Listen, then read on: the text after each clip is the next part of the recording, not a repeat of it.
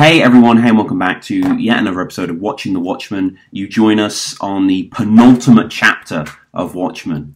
Today we're talking about chapter issue 11, Look on My Works, Ye Mighty. And if you're unfamiliar with the show, we are, we do other things, we do excursions, but mainly Watchmen focused, explicitly the Alan Moore and Dave Gibbons, and let's not forget old Johnny Higgins as well. That dream team that conjured this masterpiece, and it's not just myself. Def, how's it going, man? Yeah, really good, man. How's it going, everyone? Thanks for checking out the episode. I mean, I'm honoured to have you on, really, because in terms of the channel, your channel, the views that it gets next to your Colossi is ridiculous. Yeah, it's been mental. I did like 6 videos in a week. Wow. During which I got verified by YouTube. Let's go. So I've, the dollar signs are on my eyes, Tom. So I'm just like, just make as much as you can quickly. Monetize the shit out of that, man. Do it. Yeah, and I got my first check through today from YouTube, which is really good. Which is quite a nice humbling moment because I've been doing this for 3 years now. And for it to really just pay off within the last 6 months it's been really enjoyable. It's what it's all about. It's what it's all about. I think, if you want your broader definition, your viral definition, your secret history of the credits of Deffinition, check those videos out. They're awesome. But here we go a little deeper, don't we, really? Yeah, we go a lot deeper. Actually, keep an eye out for a video I've got coming up, Infinity War, top 8 amazing details and Easter eggs that you missed. It's not the usual kind of Easter eggs Spider-Man has a blue hat. I have went in a bit deeper on it. When I run out of material to do, I just think, just bang out an Infinity War video. So yeah, check that one out. It's a lot deeper. There's stuff in there like how Thanos says he doesn't want to become a god, but he does 6 tasks and on the 7th day he rests. And I've just tried to go a bit more cerebral with it. So yeah, definitely check that out. It'll be released when this video comes out, so please watch it. Well, if you want to know where we are in the story, we are way too deep for any form of recaps. Check out all the old issues that we've gone through. And, we'll begin with the cover, as we always do, which I think is utterly fantastic. I think it's probably the most beautiful of all the covers, I'd say. Yeah, definitely. It's a really quite striking, just the blankness of it. It's got a beautiful white page pretty much, and the only splash of colour is really with the butterfly. And due to the contrast, it's hard to tell exactly what's going on off that image alone. So it really pulls, it pulls you in a bit. And I do like how it's a sort of teardrop as well. Which again is a motif of Watchmen. And it's just really nicely put together. And even the clock in the top corner, you can see it's almost at midnight. And there's just something about this page. It seems very alien compared to the other covers. And there's something that just pulls you in. And then when you discover exactly what's going on, it's nice. There's this paradise within the wilderness. As we see Karnak under the ice. Yeah, a lot of the covers are matter-of-fact, pragmatic. A lot of them, like this, are quite obscure. And when you first see it, you don't quite know. Of course, we learn that it's, the smear on the snow dome. But it just seems like a little brush of reality in this nothingness. And the drops themselves, it has its own, environment, atmosphere. They're kind of tear-like as well, crossing the butterfly. And, I mean, just the butterfly splayed symmetrically across this little thing is beautiful. Yeah, it's really nice. And again, you don't really know what's going on. What's great about what most Watchmen covers is you've got no idea how they play into it. And all their covers are very grandiose. And they end up sort of being something very small in the background. And we pull out into the larger world. And this is sort of, again, that. Watchmen covers are always sort of looking through the keyhole and seeing something. And this is it's pretty much bang on. It is even the shape of the viewport is a keyhole. So it's nice seeing all of this, and it pulls out and you get the full view of what's behind the doorway. Yeah, and Ozymandias, he says towards the end of the issue, I'm not this, serial Republic villain sort of thing, but he is displaying, these traits that we see, say, I think the Incredibles pastiches it very well, the monologues, the soliloquies of these madmen trying to legitimize the insanity, and I adore Alan Moore. I discuss this every time we do the show, that I worship Alan Moore. Alan Moore I literally consider on like a Shakespeare Beatles level. Like I consider him like uber mega genius. And he has so many modes, and I love his writing. I love him writing Ozymandias. I think he's fantastic at it. And some of the ideas that he paints, Def, of Burroughs' cut-up technique, rearranging the words, this sort of Dadaistic glimpse narrative. That's kind of Watchmen, right, as a whole. Definitely. So those who aren't up to who haven't got a photographic memory and can't remember what the Burroughs cut-up technique is, it basically evades rational analysis to let the subconscious show what's happening. And they sort of highlight how and why Ozymandias is just letting all knowledge stream and flow through him. So as a whole, he can view the overall narrative. And it is, I did say it last episode, but it is Ozymandias' attempt to become a god and almost to gain the foresight that Dr. Manhattan has by doing this. And it's nice that he's sort of trying to elevate himself. And it shows the genius of his villainy, which is something that I kind of don't think Doomsday Clock has managed to do. He just seems kind of like a bit of a moron in that. Yeah. Whereas this, you really do get the idea that he, especially throughout this issue as well, that he is just so above everyone else that comes to face him, bar John. And it just really elevates him as a threat because of it. Absolutely, and he orchestrates, this entire graphic novel where in Doomsday Clock he's more of, along with Marionette and all the rest, he's just kind of there. And we've done Doomsday Clock pretty much up to its surfacing. I think we are up to date. We've done all of it, and as he's speaking as he's talking about the white noise and of course the snow covering the swirling chaos of the world here. I love the smokestack as well that's smothered with half of the forest. Yeah, it is. Like, this location, it's very unique, and there's a lot of intrigue here. I've never really seen something quite like it. Amongst the snow, there's this beautiful, almost Garden of Eden, like paradise. And later, Ozymandias has no qualms in destroying it, which sort of speaks to his feelings on the world as a whole. No matter how beautiful something is or it could be, he knows that just wiping it clean is the best way to go.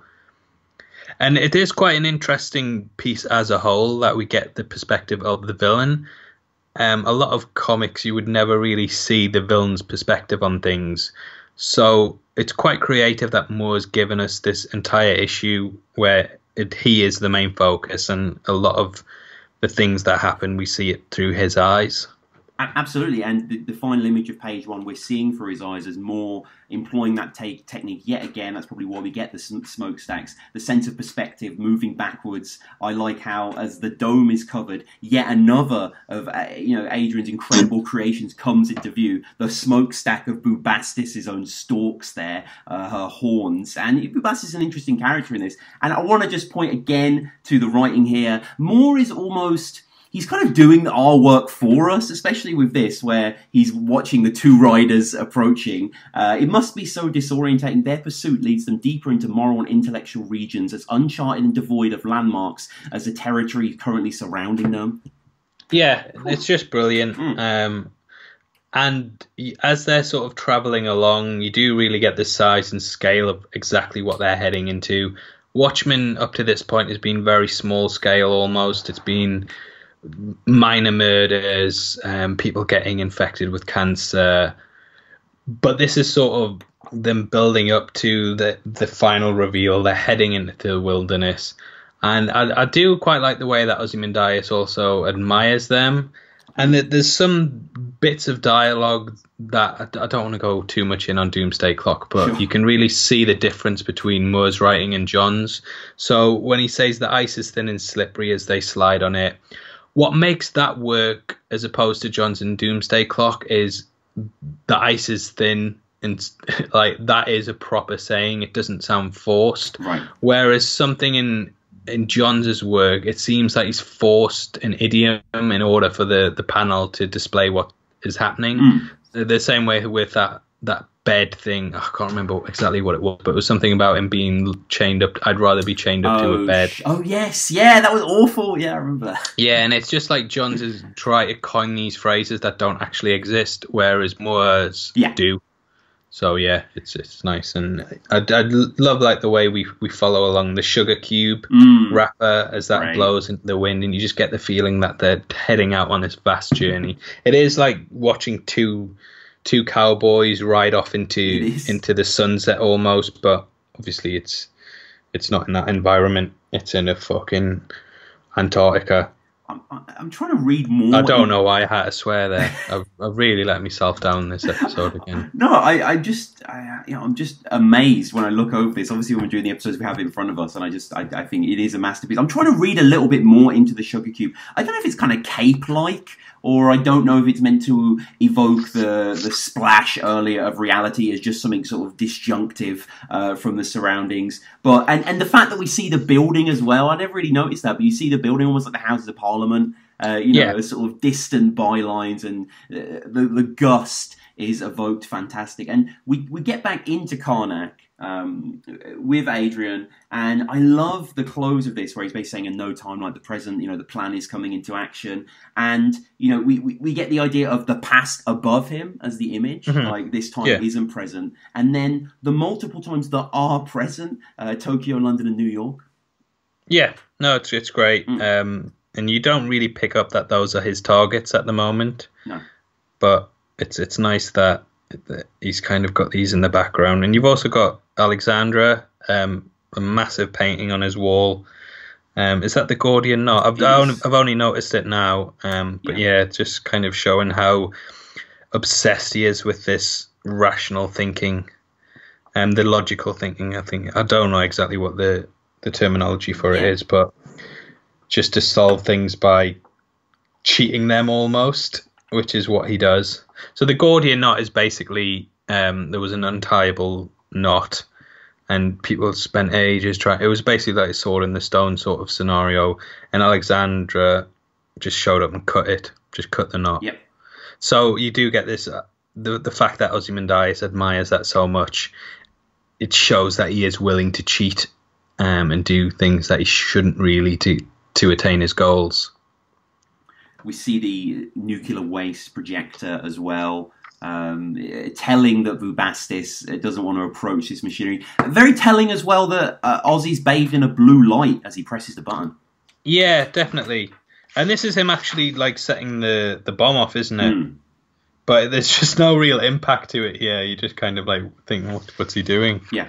And it's nice. I do like the way that the time is structured in this issue, especially when it comes out the reveal at the end that Ozymandias has already killed everyone, and it's pointless Dan and Rorschach even attempting to stop him because they're too late. Yeah, and it reminds me a little bit of the intrinsic field chamber that we see on the Gila Flats base. So like I'm kind of jumping ahead a bit here, but to me it makes the most sense what they did in the film, where they tied it in at Dr. Manhattan. I mean, what do you think of or do you want to leave that till the big vagina alien shows up? Yeah, I think we'll get there. I kind of admired that it was a different ending and they took a slightly different direction. I thought it was kind of cool in of itself. But yeah, as a diehard, I did want them to play more into the squid thing. But the squid thing's mentioned, isn't it? There's like some sort of in-joke with the name of something. All right. Yeah, some sort of missile is called it or something. I can't remember. Okay. But we'll get to that. And, we will do the film eventually as well. Maybe at the end of all of this long journey. It's been like a year we've been reviewing Watchmen. So, thank you to all the tens of listeners that are out there. And definitely go back to some of your favourite stuff here, which, thankfully ends in this issue. It's the Black Freighter. You know what? I actually do think the Black Freighter works expertly in this issue. I know I've hated it in the past, but it's sublime here. Just the way that I think it's interwoven with the narrative, with the news vendor, and basically in it, the pirate murders the village whilst they sleep. And the same thing sort of happens to the New York citizens, though not in a literal sense. Like, they've been asleep to the world around them, and they're killed off because of their ignorance and what happens in the Black Freighter. It's like two people arriving to basically the same conclusion, that they need to kill these sleeping people because they don't realize what monsters they became. And I do like the way that as he's murdering these people in the Black Freighter comic, two riders show up, right, and arrive to the scene horrified, and that's mirrored in the same way that Night Owl and Rorschach show up. Yeah, I didn't even realise that. That's a great pull. Yeah, and we also get some lesbian distress. Wow. Yeah, we do. It's very, very strange. Because I'm sure I remembered this like not being very homophobic. Right. But rereading it kind of was a bit, but I don't... Yeah, it's just very strange. Yes. What do you think about it?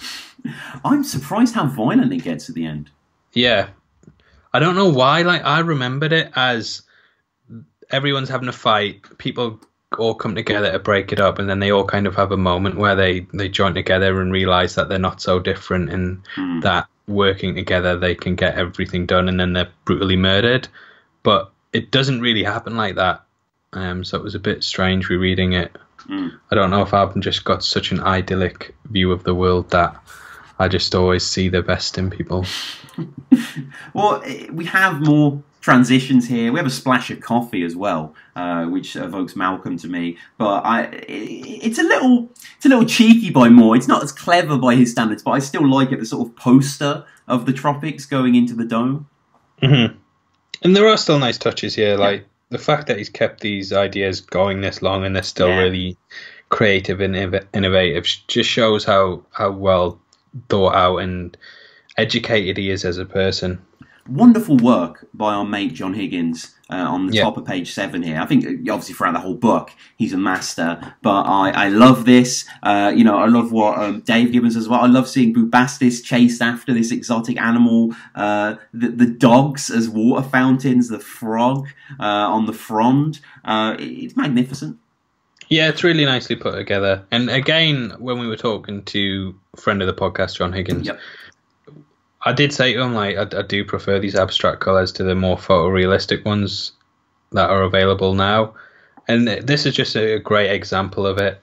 It's very... There's not that many colours here, but what Higgins has done with it is great. And you do really get, like, a contrast. When you look in the rest of the book, this scene feels so alien to the harsh streets of New York. You get the idea of two alien universes separated by a membrane of fragile glass. Yeah, really, really nice. And I like how that we finally get Ozymandias' backstory. So he comes from immigrant parents who died when he was 17.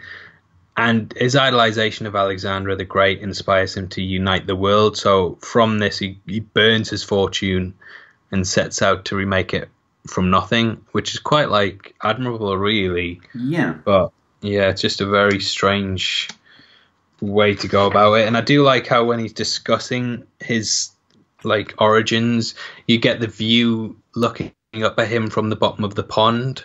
Yes. Like we are almost like pond life beneath him. And then this transitions into the very human story at the newsstand. And it's just nice that these two human stories coexist basically in the same book. It's just really well done.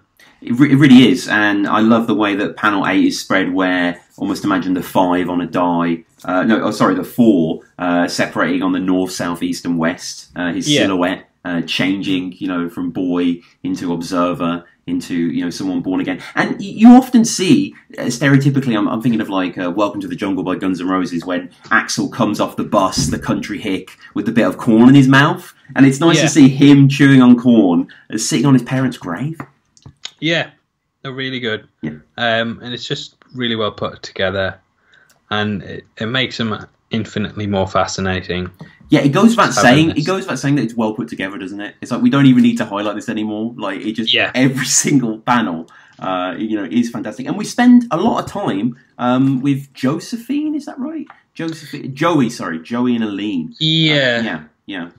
Like, I can imagine this was revolutionary at the time, and even today it is still rare to get gay aspects in characters in comic books. And sort of, what really annoys me is when they do have gay characters, there's always kind of a big song and dance about it. Whereas what I will, commend Moore for is it's very subtle here, and there's a sort of normality to it that, does show how progressive Moore is. Whereas more modern comics are like, oh, we've got a gay character, we're so edgy and progressive, whereas Moore's not really even highlighting it that much, to be honest. I mean, they're a gay couple, but beyond that, it doesn't really need anything. The scenario here could easily be a heterosexual couple, basically. And Moore's not putting until the end, I suppose, when Joey just says, I want to be straight. Yeah, which, again, is a bit, I don't know. It's just a character. It doesn't necessarily is Moore's worldview, like. Yeah, no, you're right. It's just very strange to come that left field at the end, but I don't know. And as we're pulling in, as our eyes are being drawn to the Knots book being torn in half, which, whatever, it's not amazing, but we're seeing behind the sort of electrical charger that Veidt mentions later that made his fortune. Okay, right, I didn't even notice that. Nice. That the kids reading Black Freighter is leaning on. And we go back into the book. Funnily enough, actually, it just reminds me, the whole Black Freighter stuff, of the Black Dossier by League of Extraordinary Gentlemen. I don't know if you've read it. Yeah. No, I haven't, actually. Yeah, it's really good, actually. It's kind of just like a sort of source book, but it's a story within of two agents stealing it, and they read it like the Black Freighter, and we get to go in. And it's like, one of the things is a fake Shakespeare play about Prospero from The Tempest, the magician, who was like the original member of the League, and like them being found in Elizabethan times. And yeah, it's fucking incredible. I might have to do an episode, actually, and maybe upload it on the channel. Okay. A bit extra, because I really do want to talk about this at length. And it's got 3D glasses as well. It ends in a 4-dimensional world, and you have to put the glasses on, and it's crazy. But we'll get onto that, and we get more of Ozzy becoming Ozzy, and it reminded me a bit of Black Freighter, the image of him in the water, right? Yeah, definitely, and that is alluded to heavily when the guy from the Black Freighter, should we just call him Pirate Man? Yeah. And Pirate Man returns to the water at the end. And I'll do like how, as he's retracing Alexandra's footsteps, that he talks about using drugs to go to a higher form of consciousness, which is something that Moore and Grant Morrison often allude to when they're creating work, like especially Grant Morrison. He did an interview with Kevin Smith, I think, where he talked about how he came up with loads of comic ideas just on LSD. And it's nice that Moore kind of continues this aesthetic of make sure you do drugs, kids, because it's good. And I do. Sorry, go on. No, just the statuesque silhouette of Ozzy as well in this page. We pretty much never see him front on. Yeah, it's true. We're always behind him, and that is the case with Ozymandias, especially in this book, where the heroes are so far behind him. He's always one step ahead. So it's nice that that's portrayed in the work as well. And like the pharaohs that you mentioned, whose secrets died with the slaves in sand-soaked tombs. Here, the same thing's happening, right? But I guess eventually it's snow that's going to smother the dome. Yeah, that's true, and I do like how you don't even realise his servants are dead. They're just kind of sitting there, and then a butterfly lands on one of their heads. Kind of Rorschach-esque, right? Yeah, no, that's right, yeah. That's a good little spot there, Tom. You pick it up, though, on the fly. You just sort of, that's the beauty of this comic. There's so much stuff. There's probably so much great stuff we haven't spoken about. And that's just, by virtue of not looking close enough, I guess. But yeah, we learn about Ozzy's world, and one of the great. What he does though, Tom? Go on. He picks up an apple as he leaves the paradise, which I kind of took as an allusion to the apple being picked from the Garden of Eden in Genesis, and then that destroyed the paradise because knowledge has its negatives, Tom. Is that is that a rose? No, it is an apple, isn't it? Yeah, it was a rose around the stem of the control pad that he has, which is a nice touch as well. And you know, he does have a sidekick in Bubastis, like a Robin, like a super dog. Yeah, mint, isn't he? Yeah. I love Bubastis. Yeah. They should get a Funko Pop of him out. They should. They definitely should. He's £700 on eBay. I don't know who can afford these expensive Funko Pops, Tom. I bought a £30 one today, and the wife wasn't happy when she seen it. That is great. I love this sequence. I think this is one of the most breathtaking moments when the snow fills the dome and the animals evacuate into the barren wilderness. Yeah, no chance. It just looks crazy, doesn't it? Yeah, they're all going to die. Yeah. They're all kind of running for their lives, but they've got no control over their fate, really, which is what's happening in New York as well. Yeah. The face of humanity is being covered by white, essentially, as we close the issue. And lovely transition between the servant's face and the floating corpse. Yeah, no, I didn't even notice that. So yeah, again, it ties into the Black Freighter beautifully, and it's the pirate man. He's just walking out into the sea because he sees the Black Freighter in the distance, and he realizes he's became a monster, and he's got to go join it. Yeah. Oh, it's great. Yeah, it's a real fantastic ending, I think, of the whole thing. Yeah, definitely, really, and it satisfying. Does kind of redeem the rest of the work. I wonder how much of it there is. Obviously, we could count it. What do you reckon? Is there 2 issues worth? Maybe an issue worth? Yeah, I'd say there's probably about an issue worth. Yeah. We should check out the animated feature. Yes. Yeah. I'm quite looking forward to seeing that. That's the only part of Watchmen that I haven't seen. I do have the Ultimate Edition, which I think is a lot better than the theatrical cut. There's so many different versions. I think there's 3 different versions of the film. Oh, sorry, I've got the director's cut. So there's the theatrical, then the director's cut, which is the 3-hour one, and then there's the Ultimate Edition, which has got the Black Freighter in as well. And we get so much of Ozzy's power, in a sense, juxtaposed by the somewhat hapless encounters of Rorschach and Night Owl. Trying to burn out lock mechanisms, admitting that they're nervous, and a wonderful quote here from Night Owl. This must be how ordinary people feel. This must be how ordinary people feel around us. Yeah, no, it is. It's cool. Yeah. I like it. Yeah. Because it's kind of true for a lot of just superhero mythology in general. Like, you can apply that to anything really, and it's beautiful. Mm-hmm. Definitely, and we do kind of see that they also get outmatched when they battle Ozymandias as well. Oh god, they get their arse kicked, and I still wince when I see the shield hit Rorschach's nose. Yeah, there's only a few fight scenes in Watchmen, but this one is brilliant. It's just so well put together. Yeah. Like Veidt's divulging how he studied the comedian all whilst fending them off, and it's just the guy's just totally outmatching them in every way. He's having a dinner, having a conversation, and still kicking the shit out of them. He knows they're coming, but he still dabs his mouth. Yeah, exactly. He just doesn't care. He's ready for it. He's so prepared. He knows the two of them are just no match for him at all. He's swatting flies, basically. What is that thing that Night Owl shoots at him? That sort of white dot? I think it's like a flashlight or something, trying to blind him. Okay. And he also talks about how when he first met the comedian, they had a fight, which is something that is like a plot device in comics. Like, ever since Superman met Batman for the first time and they had a fight, pretty much every hero fights another hero the first time they come across them.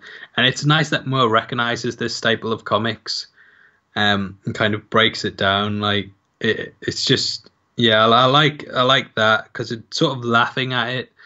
And it's weird that the comedian beats Ozymandias as well. And that obviously plays off again in Doomsday Clock. But yeah, it's nice how you've got this fight going on whilst you're also learning things. So it's not just action. When I'm reviewing comics, I often criticize them if they're just mindless action. Whereas this isn't. Like, Moore's fight scenes are really, really good on an intellectual level and sort of an exciting level. Yeah, absolutely. We get to see his sheer brute strength, how deep he embeds the fork, Rorschach trying to get it out, and then Rorschach jumping behind him as he blocks it. Yeah, as he's talking about the comedian's history with JFK. And I suppose this is true. I haven't fact-checked this, but I can't imagine it not being false, about JFK's supposed speech that day before the inevitable Dealey Plaza accident, where he mentions, we in this country, in this generation, are by destiny rather than choice, the watchmen on the walls of world freedom. Yeah. No, that's great, and that's probably where Moore got the name from. Yeah. It's great to think that it's from the speech Kennedy was supposed to give on that day. Yeah, that's crazy. Like, that's how in-depth Moore's knowledge is as well. Like, he would definitely know all this kind of stuff. So yeah, it's a great call, and it sort of highlights exactly how the Watchmen themselves are failures. Like, they're meant to be something that's delivered by the government, but they're not quite. They're not there, you know what I mean? No. Something's always going to be in their way to stop them from being the heroes, which is basically what happens in this book. They are failures at the end of the book. Yeah, and I'd love to see a melding, an amalgamation of all these scenes of this initial meeting, of the Minutemen, and it's just so fascinating to see from all the different angles. And again, we see Dan's ship flying off on one of the later panels, the crossword-like buildings, and the comedian with Laurie and Sally as well. That encounter. So just the sense of filmic perception, the sense of the scenes being alive, is really rich. Yeah, it's definitely just the amount of different perspectives and how much different light they shed on that one moment as well. It's really well developed. Like, you can't really. It's. I don't think there's anything that sort of encapsulated it in a film like to that level of detail. Just watching the same scene over and over from different perspectives, and every time you're getting a new take on it, is really just a genius concept. And the fact that it delivers so much is really just, it shows why this book went on as gained so many awards and is still ranked up as one of the best graphic novels of all time. Yeah, absolutely. And we get that, them recovering, and the fight that I mentioned before, that's quite hideous, really. We see Malcolm, you see Reggie's parents potentially reuniting here, and the idea that Malcolm exists in this world, this fate that he's accepted here. Please understand. Talking about the world itself, the world that is like this. I can't run from it. Yeah, and I do like it because Malcolm is a good person. Like, Rorschach criticised him earlier for thinking that he is a good person, but he's not actually one. But I do think this shows in his final moments that he was a good person. And he does try to help people no matter what. And he wasn't just fame hungry when he went after Rorschach. He did just want to help him. Great to see the dead butterfly outside the window. Yeah. No, that's a really good shout as well. Like, when I read... I'm someone who kind of tends to focus more on the words in comics rather than the art itself, so I do kind of skim the panels. But this is worth looking at the panels for, like, over and over, just to kind of see what you're missing, because there's so much detail in it. Yeah, I mean, even the guy's fear as Bubastis approach, or, even just curiosity about what this thing is. I guess maybe they hadn't seen it before or hadn't seen it at this size. You do see Bubastis, I should say, as well, when Ozzy's watching the assassination as like a little cat. Or maybe that's someone else, but I like to think that maybe that's Bubastis. But, very, very cool. And the plan gets explored, the ideas, foraged. And it's fascinating reading, isn't it? The first time reading it, even when you reread it, just seeing all the cogs moving. Yeah, it's brilliant. And I do like how, Ozymandias was the only actual villain there could have been, but I can imagine the first time people read this that it just wasn't obvious till really this issue. And yeah, it's just nice. And then we get the lovely big vagina alien just drops in. I love the fact that the black freighter ends out of its panel, and we have the end hanging there above the two women hitting each other. It's glorious. Yeah, no, that's true. And again, like I've missed so much of this just by trying to focus on the text, because it's a very text-heavy issue. This one as well. Like pretty much every panel has like 4 paragraphs in it. But yeah, there's so much going on, and yeah, Moore's done it. He's done it again. He's a genius. We see the cops. You know, we see other characters we barely know about, drivers, etc. And it's just. It's great storytellers, cheat, I suppose, to have this intersection where everything is, where the restaurant is just opposite the emptying concert hall of Pale Horse that we've heard about earlier, next to the Gunga Diner, as I mentioned before. But it doesn't feel forced. No. To me, at least, it doesn't feel forced. The fact that everything sort of happens in these key areas, it doesn't feel forced, whereas some films or books I think suffer from characters just coincidentally bumping into one another. This feels like a real life breathing city where they aren't coincidences, they're just part of life.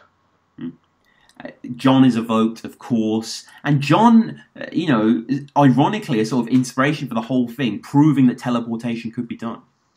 Yeah, which again, it's one thing having a knock-on effect on the other. If John hadn't been, basically, if the Superman hadn't have existed, we would have probably lived in a lovely, peaceful world like we've got now, Tom. Right.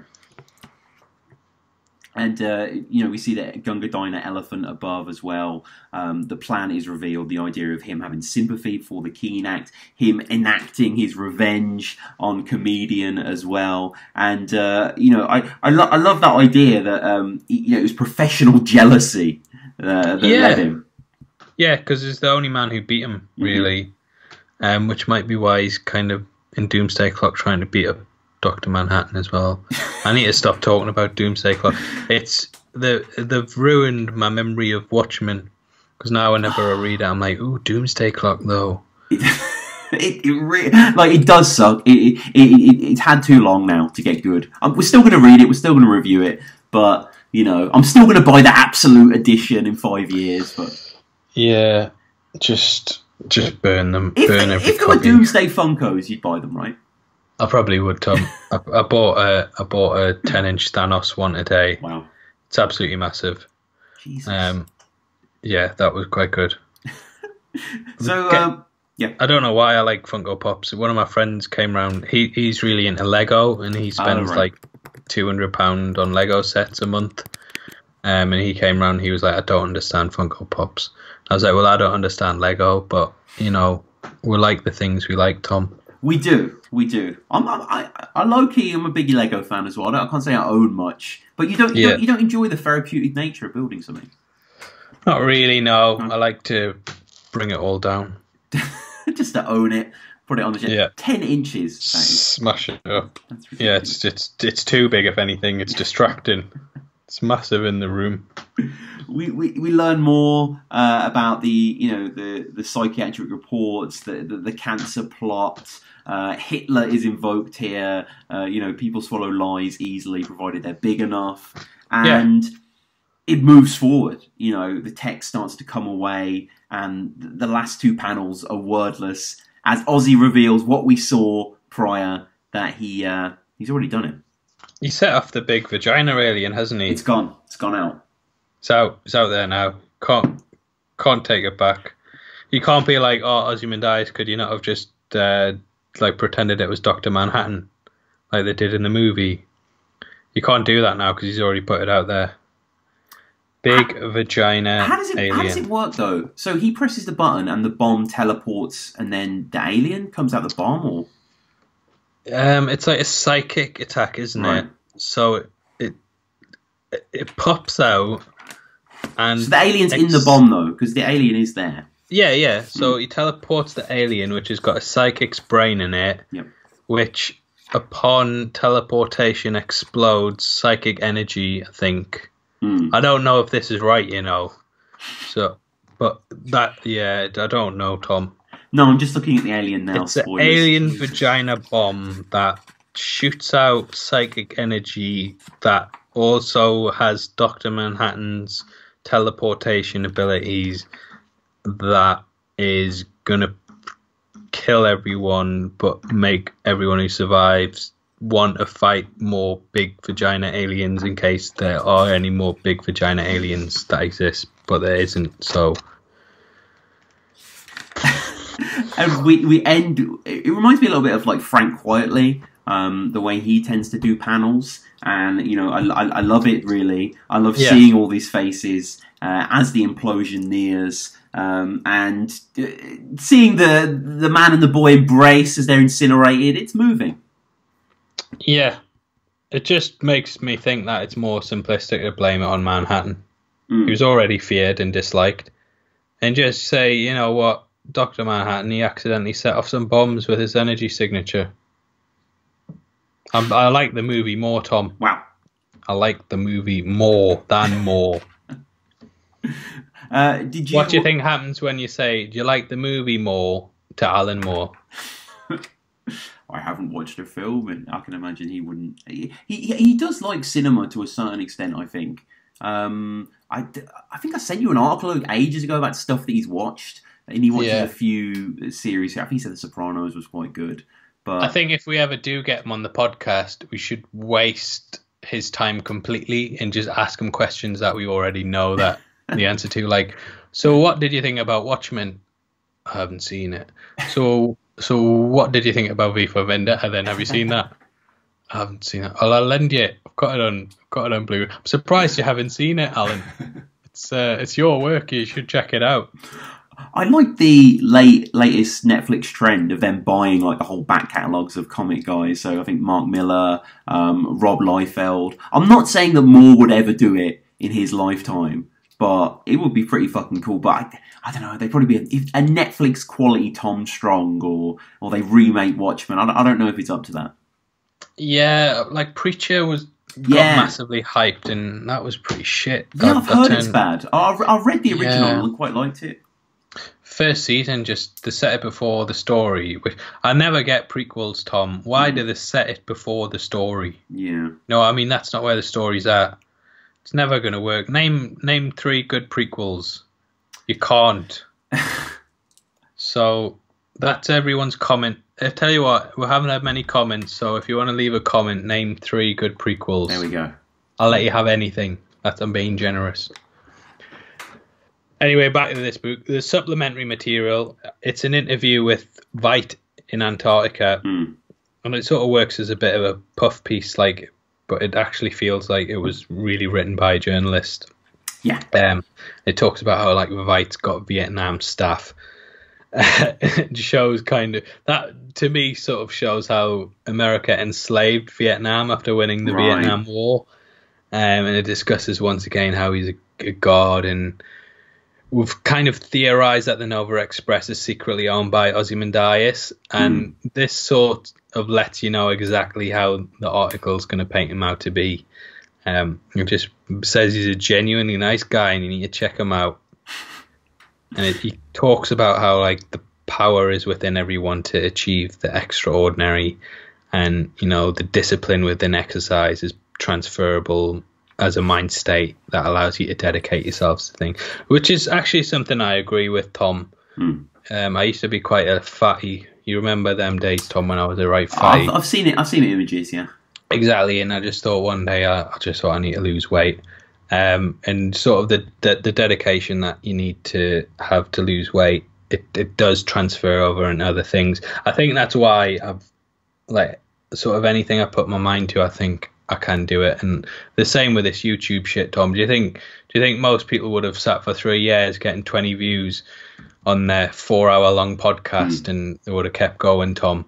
Because I don't think they were. So anyone out there who wants to do something, persistency is always the key to anything. If you just keep doing something, even if there's 400 other people doing it, chances are 90% of them after 3 years, they're going to stop doing it.